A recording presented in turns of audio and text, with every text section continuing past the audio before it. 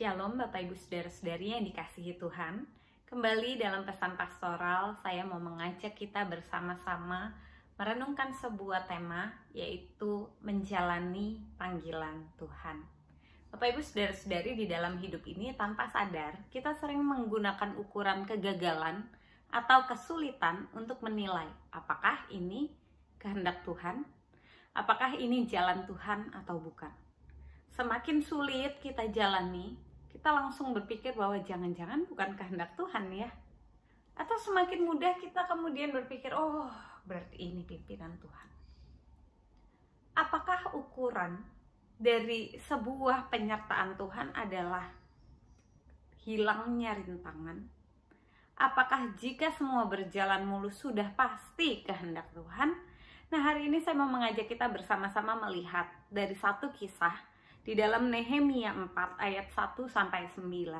Saya akan bacakan bagi kita semua.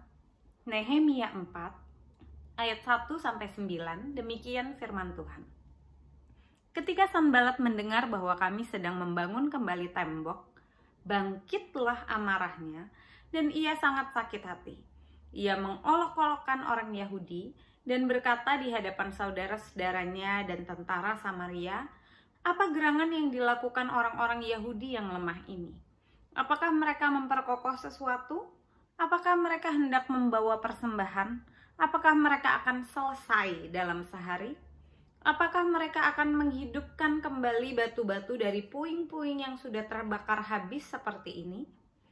Lalu berkatalah Tobia orang Amon itu yang ada di dekatnya, sekalipun mereka membangun kembali, kalau seekor anjing hutan meloncat dan menyentuhnya, robohlah tembok batu itu. Ya Allah kami, dengarlah bagaimana kami dihina. Balikkanlah cercaan mereka menimpa kepala mereka sendiri dan serahkanlah mereka menjadi jarahan di tanah tempat tawanan. Jangan kau tutupi kesalahan mereka dan dosa mereka jangan kau hapus dari hadapanmu, karena mereka menyakiti hatimu dengan sikap mereka terhadap orang-orang yang sedang membangun. Tetapi kami terus membangun tembok sampai setengah tinggi dan sampai ujung-ujungnya bertemu, karena seluruh bangsa bekerja dengan segenap hati. Ketika Sanbalat dan Tobia serta orang Arab dan orang Amon dan orang Asdod mendengar bahwa pekerjaan perbaikan tembok Yerusalem maju dan bahwa lubang-lubang tembok mulai tertutup, maka sangat marahlah mereka. Mereka semua mengadakan persepakatan bersama untuk memerangi Yerusalem dan mengadakan kekacauan di sana. Tetapi kami berdoa kepada Allah kami dan mengadakan penjagaan terhadap mereka siang dan malam karena sikap mereka. Bapak Ibu yang dikasihi Tuhan, kisah ini adalah kisah Nabi Yeremia ketika berada di dalam jajahan Persia. Ketika itu Tuhan menggerakkan hati Nehemia untuk kembali ke Yerusalem, membangun kembali tembok kota mereka. Tuhan memang mempermudah izinnya. Raja mengizinkan Nehemia bersama dengan umatnya, bangsa Israel, pergi membangun tembok. Tetapi di dalam perjalanannya, ada saja orang yang tidak suka. Ada saja orang yang merasa terganggu dengan pekerjaan Nehemia.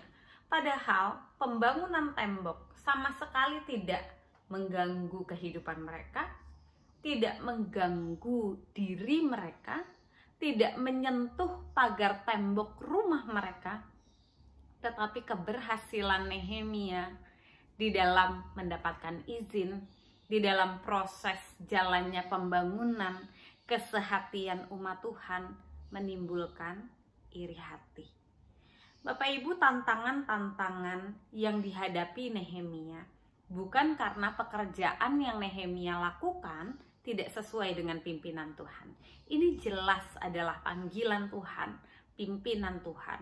Tetapi kenapa bisa? Di dalam menjalani panggilan Tuhan ada tantangan, ada kesulitan. Bapak Ibu, persoalannya hanya satu. Karena iblis tidak suka dengan kemajuan umat Tuhan. Iblis tidak suka dengan pertumbuhan iman umat Tuhan. Makanya jangan heran ketika tembok mulai dibangun, orang-orang merendahkan Nehemia.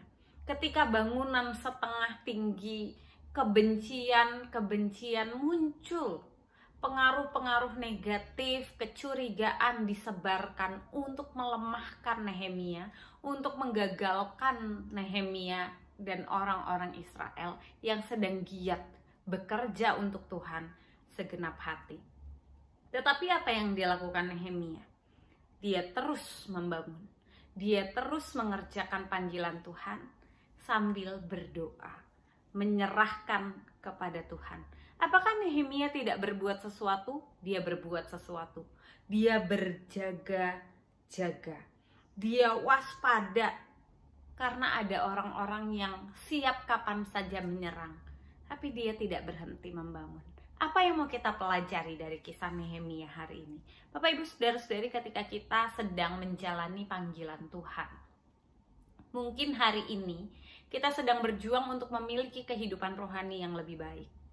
Lalu kita mulai diganggu oleh perasaan malas, atau kita mulai terusik dengan kata-kata teman kita yang merendahkan.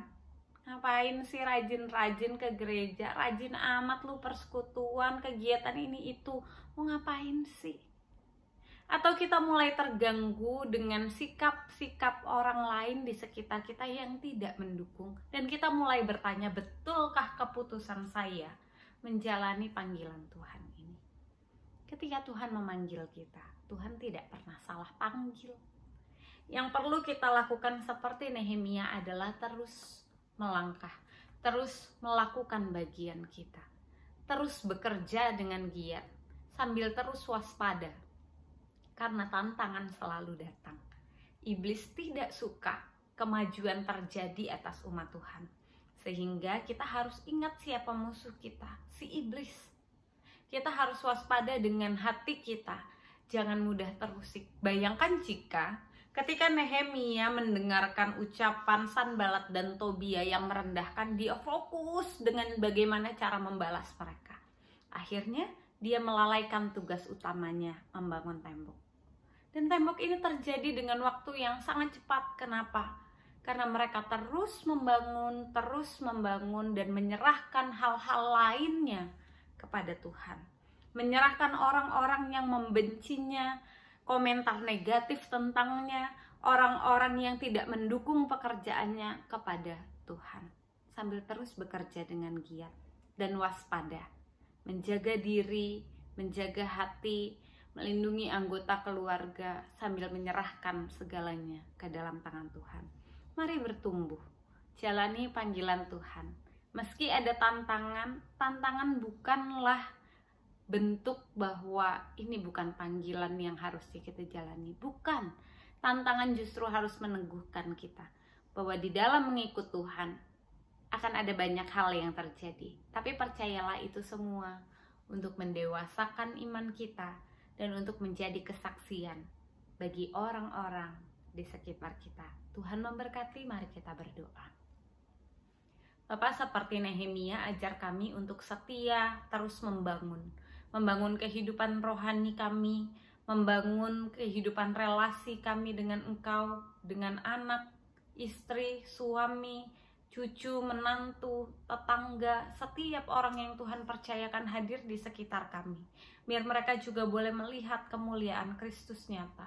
Dan biarlah Tuhan, kami boleh dengan giat melakukan apa yang Tuhan percayakan, dengan segenap hati menyerahkan di hadapan Tuhan. Begitu banyak tantangan yang harus kami jalani, tapi kami percaya ketika Engkau sudah memanggil, Engkau sendiri yang akan memampukan. Terima kasih Tuhan Yesus, kami bersyukur kepadamu, di dalam nama Tuhan Yesus Kristus kami berdoa. Amin. Tuhan memberkati.